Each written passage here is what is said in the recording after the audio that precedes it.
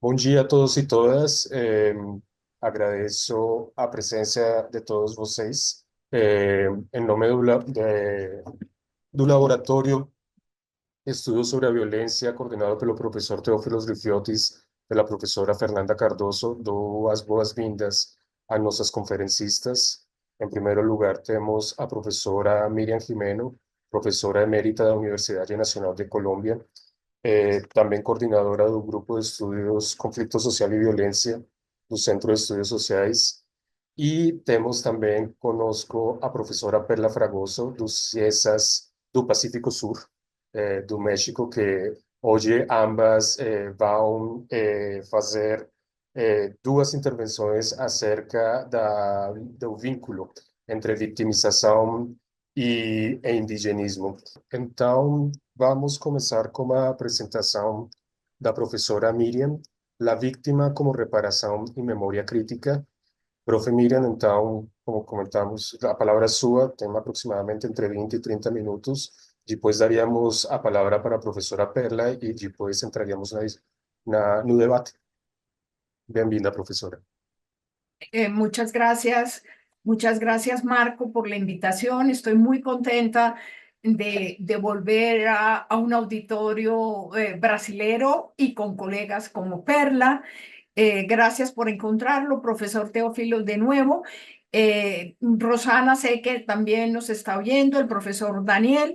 Entonces, sin más, podemos pasar a la presentación, Marco.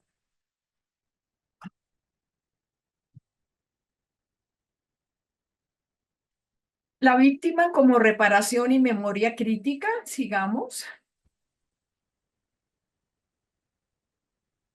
Entonces, yo voy a hablar de la víctima como una categoría emergente, que es una categoría en lo que yo voy a presentar de acción política, eh, investigada alrededor del caso Quitequihue. Es el nombre de la comunidad donde ocurrió una masacre que ya les contaré, y a partir de la que yo me interesé por la categoría de víctima. Voy a hacer primero un repaso que me parece necesario sobre el renacimiento y de la transformación de la categoría de víctima asociada a experiencias históricas de violencia, y voy a tomar, yo sé que hay centenares por lo menos de autores, pero voy a escoger tres para ciertos puntos claves: Reyes Mate en Justicia de las Víctimas, Didier Fanzat y Redman en El Imperio del Trauma y la Condición de Víctima, y Jeffrey Alexander en el trauma como categoría social. Siguiente.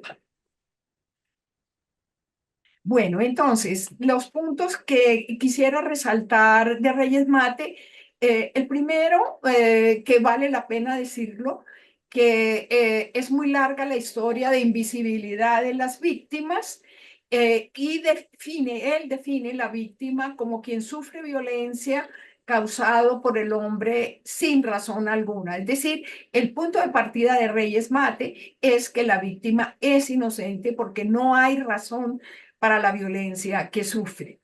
También él enfatiza como parte de lo que acontece en esa visibilidad nueva de las víctimas es que la mirada de la víctima cuestiona los discursos de quien le hace daño, y en ese sentido es un testigo de su momento, un testigo de una historia, y es una mirada que pretende pedir justicia y criticar el proceso y los agentes que le han causado daño.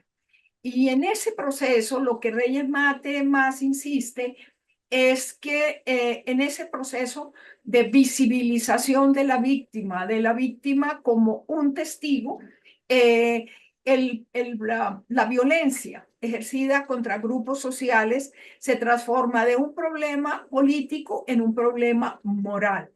Y ese problema moral descansa en la idea de que el dolor ignorado significa injusticia, significa una falta de justicia, que entonces interpela no solo políticamente, sino moralmente a la sociedad. Siguiente.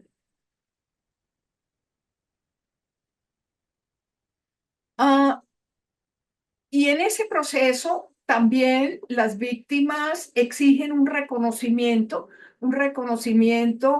que para Reyes Mate, digo, es importante para poder reconstruir la sociedad después de un proceso histórico cualquiera de violencia y de victimización.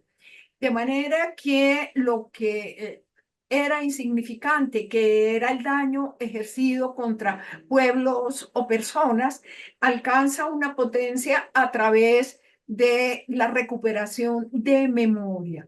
Y cómo las víctimas, su organización, su movimiento, su empoderamiento, pide no pasar la página de lo que sucedió.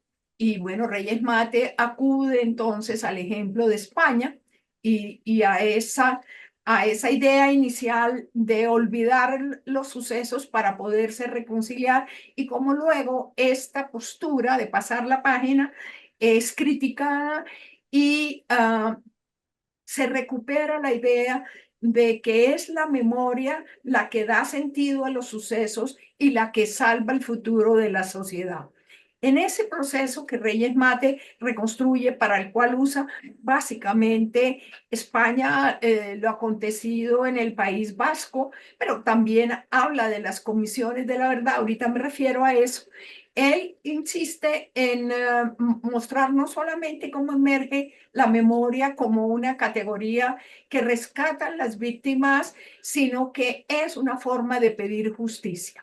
Y en esa medida, justicia y verdad entran en el juego, y memoria, justicia y verdad se entrelazan entre sí como categorías que los propios procesos de víctimas exigen, piden y trabajan por eso.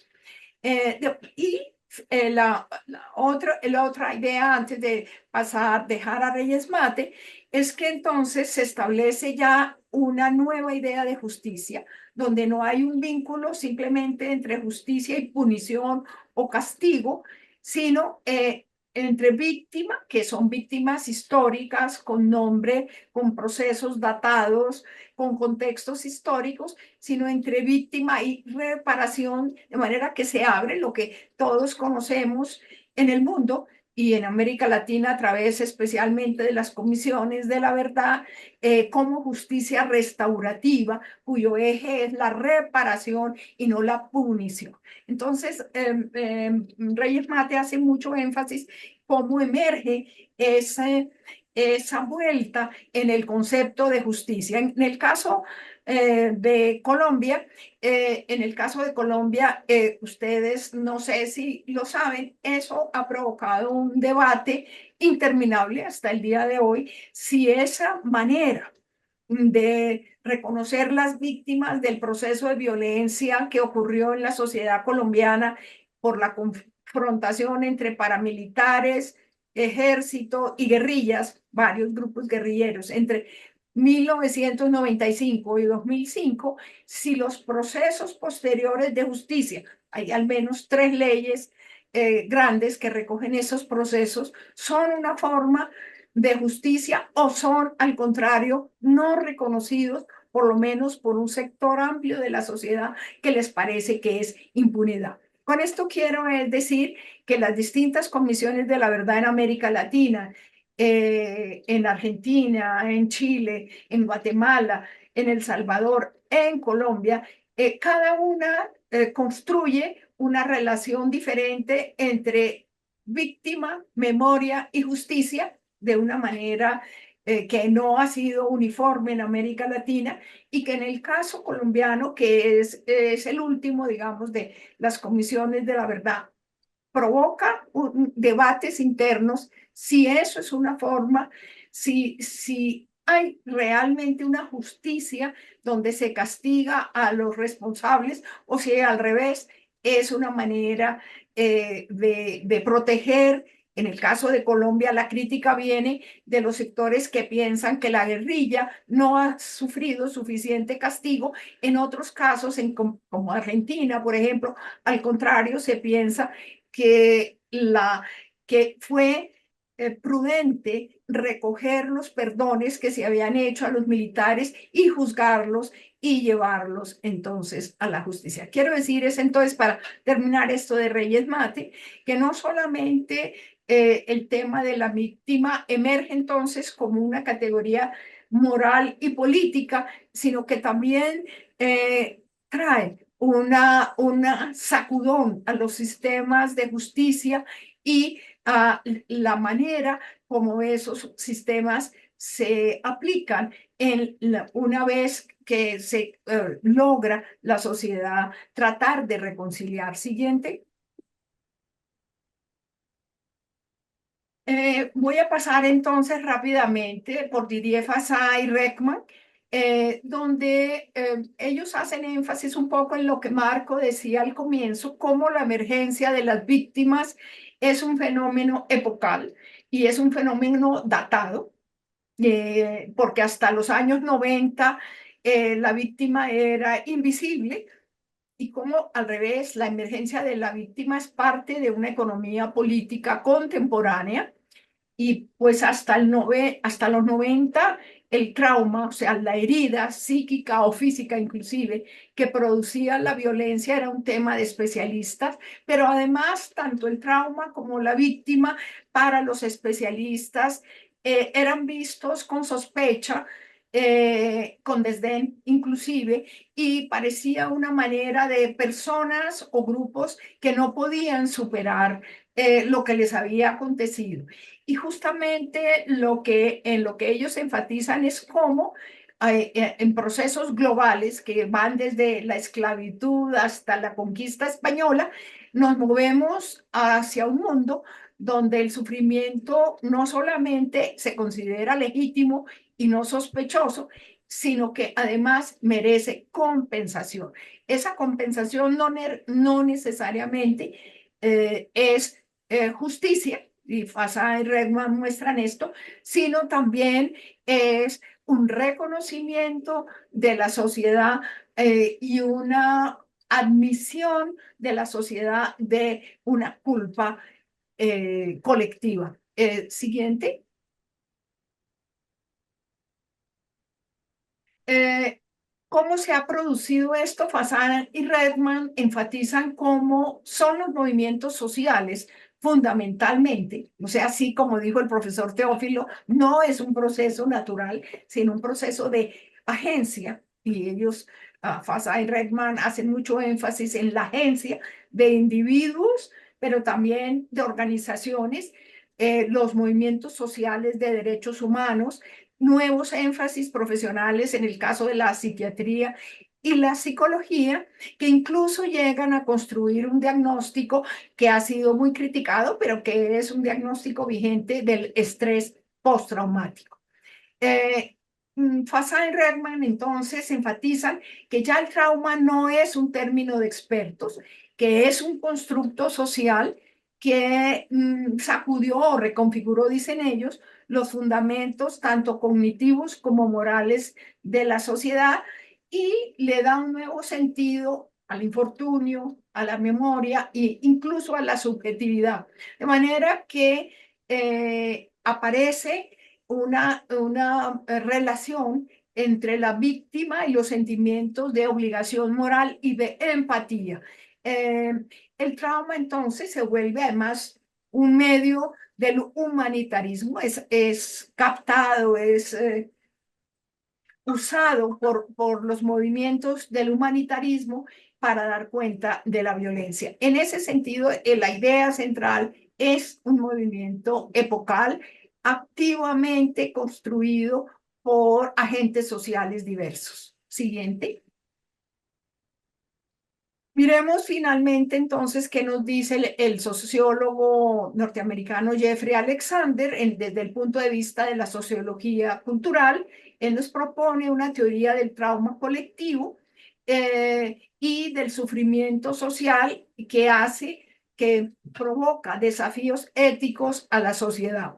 Digamos, también resalta la importancia de la agencia humana y en la respuesta a una experiencia de sufrimiento social, a la variedad cultural que eso implica, a la variedad de jerarquía y poder que eso implica, a la variedad de recursos simbólicos y políticos que entran en juego, lo que hace que hay una diferenciación mundial muy grande en la visibilidad de esas experiencias de sufrimiento, pero también en la puesta en marcha de narrativas que son o no aceptadas y de puesta en marcha de sistemas de justicia. Es decir, lo que me parece interesante de Alexander es su resaltado a cómo esta emergencia de traumas colectivos están altamente mediados por factores culturales y por jerarquías sociales. Y él muestra, por ejemplo, cómo élites intelectuales judías tuvieron durante un largo tiempo un éxito que no se puede comparar con el de otro tipo de víctimas de violencia en cuanto a difundir la herida y a reclamar un reconocimiento. Y ellos usan en varios, o él usa en varios artículos y compilaciones, el éxito de los recursos simbólicos de élites intelectuales judías para expandir justamente la noción de víctima y reclamar ese reconocimiento.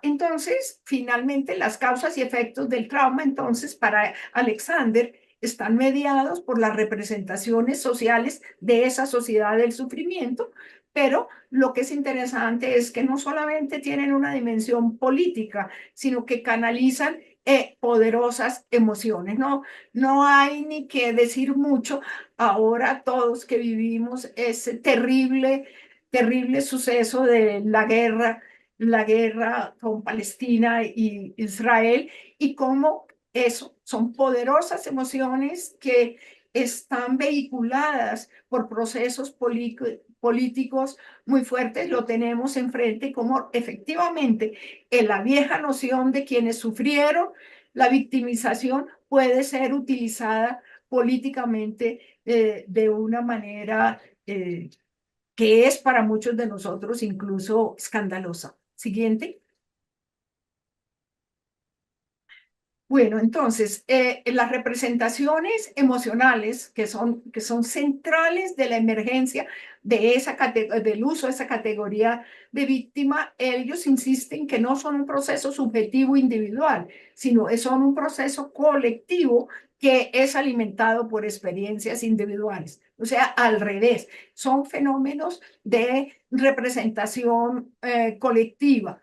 Y lo que entra en juego es una identidad colectiva y heridas que hay en la identidad colectiva, sea de los armenios, sea de los esclavizados, o sea de los propios judíos.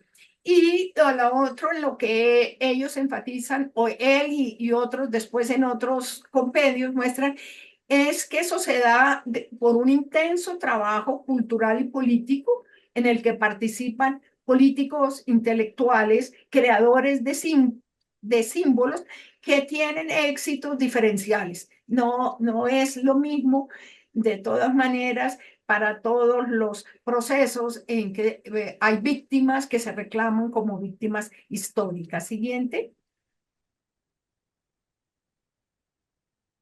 Entonces entro a pasar por el caso que yo estudié, en el que miré el repertorio afectivo, pero también político y cultural, que construye un grupo de personas en Colombia para recomponer la vida y superar el daño sufrido. O sea, esto no son palabras al azar, recomponer la vida, y ya voy a enfatizar por qué es recomponer la vida y superar el daño. Siguiente.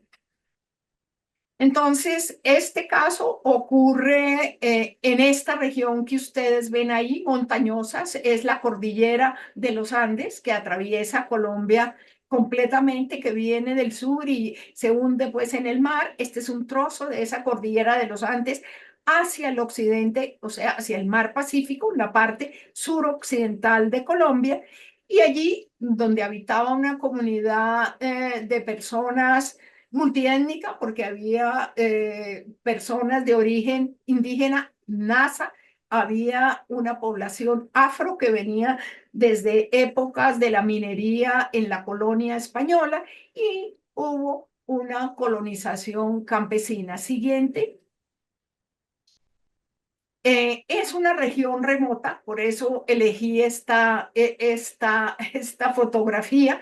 Esa región no solamente por lo escarpada, sino porque los procesos de poblamiento la dejaron a un lado, de manera que su acceso es y sigue siendo hasta el día de hoy principalmente por este tipo de caminos, de manera que se presta inmediatamente para verse como una zona de difícil acceso y que puede verse como una zona de refugio para actividades ilícitas. Quiere decir coca y guerrilla. Siguiente.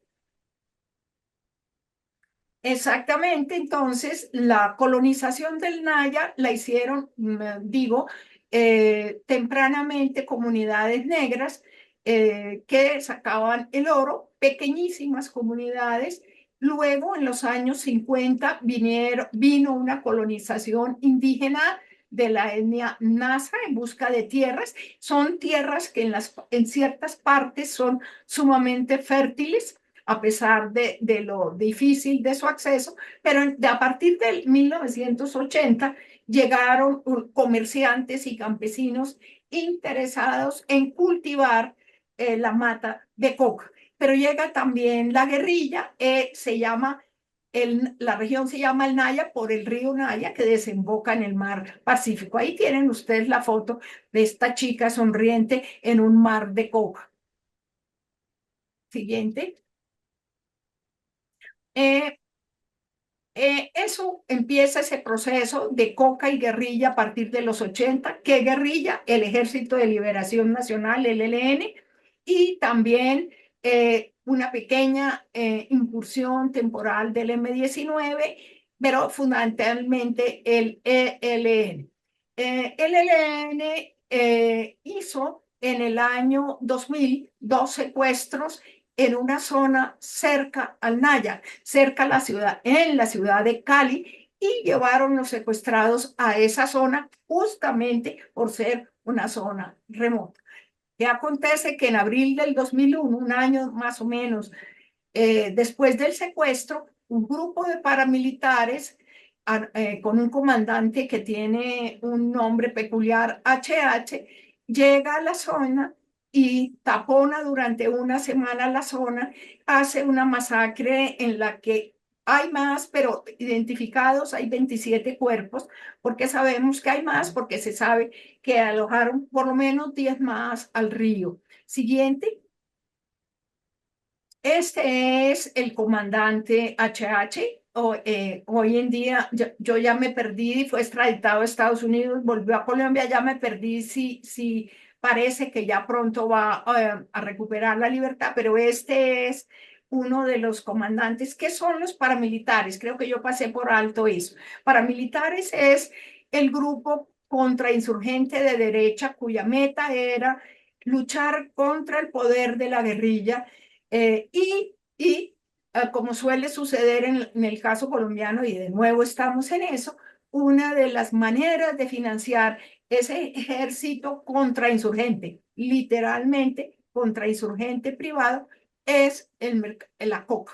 Entonces, los paramilitares que se llaman también autodefensa, se llamaron también Autodefensas Unidas de Colombia, se sirvieron de la coca y entraron en disputa directa, no solo por la ideología, sino por el control de las rentas de la venta ilícita de la coca.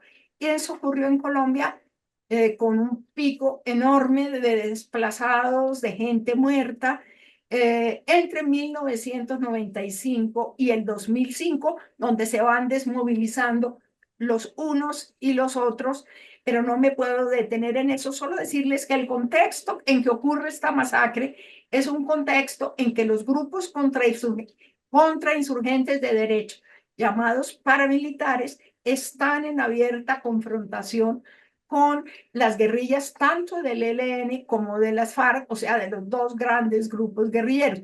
Se ha probado que también se expandieron por el país e hicieron, en particular, por ejemplo, esta masacre del Naya en el 2001 con la complicidad del ejército. Que el ejército a veces no solamente se hacía el de la vista gorda con las incursiones, sino que les ayudaba con información, les ayudaba inclusive con un tráfico ilegal de armas. De manera que esta masacre de la que voy a hablar rápidamente ahorita ocurre en ese contexto de una aguda confrontación entre ejército colombiano contra insurgencia paramilitar y guerrillas que son al menos, digo, hoy en día es más complejo, pero al menos dos grandes grupos, el ELN y las FARC. Siguiente. Este es la foto de un mural que estuvo, porque hoy en día no está, pintado en una de las casas donde la comunidad mostró su historia. ¿Cuál es su historia? En abril del 2001 ocurre la masacre y queman además las casas. Huyen entonces algo así como 3.000 personas hacia las tierras bajas. De nuevo, estábamos hablando de que esto es la cordillera de los Andes, el río Naya. Entonces, 3.000 y un poco más huyen hacia los poblados de las tierras bajas, cerca, digamos, en las inmediaciones de la ciudad de Cali, pero van a poblados más pequeños. Aquí en este mural ellos muestran cómo ustedes pueden ver, pintan los animales que deben dejar, pintan el Naya como algo lindo, próspero, y muestran cómo salen de sus casas con cabizbajos. Ahí pueden ustedes ver lo siguiente. Aquí lo ven más de cerca, cómo pintan los animales. Ponemos que son las vacas y tal vez un burro, no sé. Y la familia cargando cabizbaja y el niño que todavía se resiste a salir. Siguiente. ¿Y qué pasa con esa comunidad, esta en particular, que huye a las tierras bajas dentro de los reclamos que estas personas que huyen le hacen al gobierno? Es que les restituya una nueva tierra. Eso no lo hace masivamente la gente que huye del Naya, sino un pequeño grupo de 57 familias, principalmente indígenas, pero también había 2 familias negras y varias familias campesinas. Es decir, entre los que huyen a las tierras bajas en el año 2001, se va formando un grupo de 57 familias, muchas ligadas entre sí por parentesco, NASA, y empiezan a pedir que no quieren volver al Naya, que quieren crear lo que ellos llamaban un nuevo fogón. Finalmente, 3 años después, lo consiguen y le ponen el nombre de Quitequihue, que quiere decir tierra floreciente. Este dibujo estaba también en la escuela allí de la comunidad. Siguiente. Entonces, el proceso que yo estudio es cómo se forma una comunidad nueva, nombrada como tierra floreciente, en la que se reagruparon finalmente 56 familias, NASA, que es un grupo indígena, afro y campesinos. Siguiente. ¿Cuáles fueron los ejes entonces de esa reconfiguración, de ese renacimiento? Yo propongo 3. Uno, la primera, yo no me voy a detener en esa, sino en la segunda, pero bueno, la primera es la existencia en Colombia desde los años 70 de una política étnico-cultural de la organización indígena del Cauca. Cauca es la región del suroccidente donde ocurre esa masacre. Pero no me voy solamente a decir que hay un revivamiento de la identidad étnica indígena, de la pertenencia indígena, lo que les da el cubrimiento, el apoyo material y simbólico de la organización indígena. Pero me detengo luego en que lo que nosotros encontramos con Daniel Varela y Ángela Castillo cuando hicimos varios años de trabajo de campo en esta nueva comunidad es que en todas sus narrativas, tanto en sus narrativas personales como en los pedidos que le hacían al Estado, era central la categoría de víctima, que ellos se nombraban a sí mismos como víctimas de la violencia paramilitar y reclamaban como víctimas la aplicación que ya existía de una ley de víctimas que debían ser reparadas no solo con tierra, sino con dinero para cada una de las familias. Entonces, lo que para nosotros no fuimos a estudiar la categoría de víctima, sino fuimos a mirar qué era lo que usaban. En primer lugar, el reclamarse de nuevo como una identidad indígena, pero, segundo lugar, su interpelación con las agencias del Estado y con las agencias internacionales de derechos humanos era el reclamarse, usar explícitamente la categoría de víctima para reclamar dos cosas: reparación, ya lo dije, reparación material, reparación simbólica, que obtuvieron las dos cosas, este grupo sí las obtuvo, y también verdad. ¿Y qué significa verdad? Que nos digan quién estuvo detrás de esa masacre, por qué cometieron esa masacre. Y eso desencadenó un proceso que a partir del 2003 duró hasta, bueno, ya está cerrado, pero hasta hace pocos años, tanto de justicia para averiguar quién financió ese grupo, quién estuvo detrás de ese grupo. Se judicializaron 100, casi 100 paramilitares, algunos de ellos estuvieron en la cárcel, incluido el comandante que ustedes vieron atrás, HH. Entonces, digamos que lo que yo quiero resaltar es cómo esa categoría que ellos adoptan, porque no la tenían, la adoptan ¿de dónde? De los discursos de derechos humanos, que son las organizaciones que empiezan a llegar una vez ocurre la masacre y las personas están refugiadas en distintos campamentos, en las zonas bajas, empiezan a llegar organizaciones de derechos humanos a dar solidaridad. Y son ellas, a través de ellas, que pasa la categoría de víctimas. Y la organización indígena, porque este grupo se organiza como consejo indígena, como cabildo indígena, empieza a reclamar y a interpelar al Estado verdad, justicia y reparación como víctimas de los paramilitares.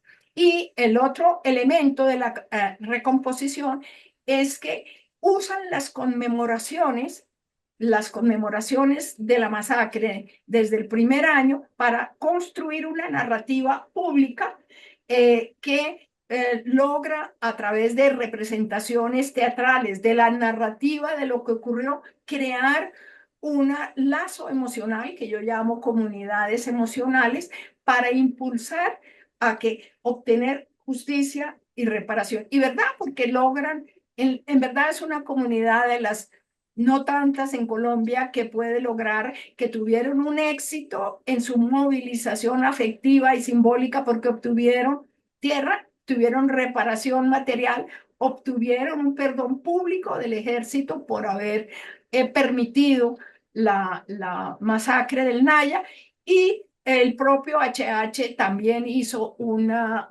pedido de perdón y tienen personas todavía paramilitares en la cárcel. Siguiente.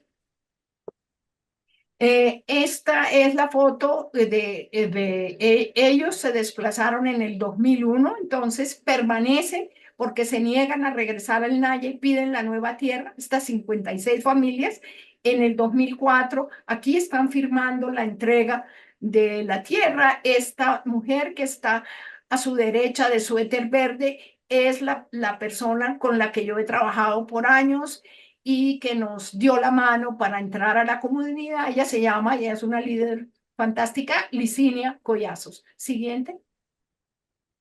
Entonces, el otro que ya les decía, pero lo quiero enfatizar, que al asumir la política cultural, el CRIC es el Consejo Regional Indígena del Cauca. Cauca, repito, es la región del suroccidente colombiano. Al asumirlo, asumen la orientación de trabajar en comunidad, es decir, trabajar en organización comunitaria a través de trabajo colectivo de la tierra, pero también combinado con parcelas individuales a través de la organización de un cabildo, de un cabildo que se llama Cabildo de Indios, pero ahí ya están los campesinos que pertenecen a la comunidad también.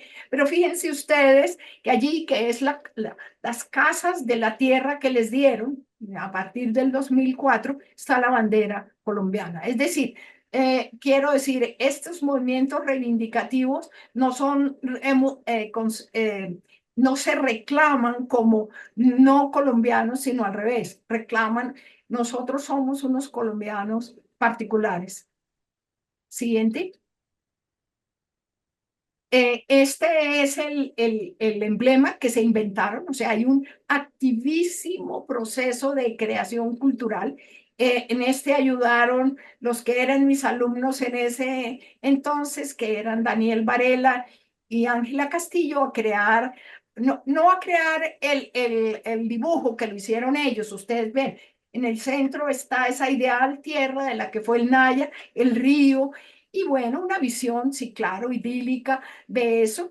Y aquí la organización comunitaria Cabildo Indígena Nasa Quitequiwe, Tierra Floreciente, y abajo dice consolidando plan de vida. Es decir, asumen una organización comunitaria donde las familias tienen derechos de parcelas individuales, pero al mismo tiempo hacen planes de explotación de la tierra, del agua, de la escuela, de la atención de los niños. La escuela es muy importante porque es bilingüe, se habla en español y en quitequivo. Ellos consiguen el reconocimiento de esa escuela como una escuela bilingüe y bicultural, y en general consiguen también el reconocimiento de su forma propia de gobierno, su cabildo, eso tiene un reconocimiento formal, que entonces puede recibir apoyos estatales, reciben apoyo para sus viviendas, reciben apoyo para tener luz eléctrica, para los maestros de la escuela. Esos son fundamentalmente las cosas. ¿Qué es central ahí? Somos víctimas de la violencia paramilitar. Siguiente. Bueno, yo creo que ya lo dije todo, pero rápidamente paso. O sea, hay una apropiación de este grupo de indígenas y campesinos del lenguaje de los derechos, el reclamo de verdad, justicia y reparación, el contacto con otras organizaciones del mundo, no solo de Colombia, de víctimas. Hay una interpelación permanente del Estado desde la vocería de víctimas indígenas y activamente ocupan la escena pública. Siguiente. ¿Cómo ocupan la escena pública? A través de marchas, de encuentros, de plantones. Esta es una marcha en que van hacia la ciudad de Cali el primer año, a los meses de la masacre del CRIC. Es decir, hay un trabajo de visibilización muy activo en el que la organización indígena, los intelectuales simpatizantes, los activistas de izquierda entran a hacer parte. Es decir, hay una acción voluntaria, decisiva, para mostrar, hacer visible el daño ocurrido y la necesidad de reparación. Siguiente. Aquí simplemente es un congreso de víctimas en Bogotá, donde hay muchas víctimas, para mostrar esa idea de que empiezan a entrar en contacto con otras organizaciones. Pongo la de Bogotá, pero tengo varias donde ellos viajan. Ahí está Licinia con el micrófono, si quieres ponerla, Marco, hablando en el primer congreso que se llamó Víctimas Visibles. Luego va a España también a congresos de víctimas. Siguiente. Y cierro con esto. creo. Ah, no, creo que todavía hay un par. Bueno, miren ustedes, esto es la ciudad de Popayán, esto es suroccidente de Colombia, es una ciudad de origen colonial muy linda, entre otras cosas, y aquí esto es un puente histórico. Ellos debajo del puente hacen un gran plantón y debajo del puente ponen el cabildo de niños. Hay un cabildo hecho por los adultos, claro, delegados elegidos en una asamblea, y estos son los niños elegidos, y allí el que quiero también está la bandera a la izquierda, esa eh, rojo y verde, es la bandera del Consejo Regional Indígena del Cauca CRIC, o sea, la organización indígena regional. A la derecha hacen una pancarta donde dice: las víctimas del Naya exigimos verdad, justicia, reparación y garantías de no repetición. Ahí ven ustedes cómo usan la idea de víctimas del Naya. Siguiente. Eh, Creo que quiero simplemente resaltar cómo las conmemoraciones fueron importantes para construir unos relatos de violencia y sufrimiento y tratar de construir un relato de memoria de larga duración. Siguiente. Estas son algunas de las conmemoraciones en el 2008. Miren de nuevo la pancarta. Los familiares de las víctimas del Naya exigimos justicia, verdad, reparación y derecho a la no repetición. Bandera de Colombia, atrás bandera del CRIC. Y son los niños que cantando el himno nacional, el indígena NASA, van a esa conmemoración y logran conmover profundamente no solamente a los asistentes, sino a las entidades de justicia de Procuraduría y Fiscalía que aceleran por eso tanto los procesos. Siguiente. Aquí es otra de las conmemoraciones en que cada una se inventan una puesta en escena. En esta, la puesta en escena es pararse en silencio con la foto. En este caso es el hermano de este que los paramilitares echaron al río. En ese sentido, hay una narrativa que se construye contra el olvido y la impunidad, pero también una recuperación personal y también una acción política a través de emociones que se mueven y que yo llamo comunidades emocionales inspiradas en Max Weber. Siguiente. Bueno, ahora sí es el final. Este es el bastón de mando. En el caso colombiano, como en muchas otras comunidades indígenas, tienen un símbolo del poder de la comunidad, que es un bastón de madera encintado. Esto ellos me pidieron que lo fotografiara, me pidieron que lo usara y pues tuve el gusto de que el Museo Nacional de Colombia también lo muestre en una de sus salas dentro de la muestra de procesos de recuperación. Y es una comunidad que puede decir que sigue adelante con la idea de cómo las víctimas pueden ser alimentar una acción política y cultural. Muchas gracias.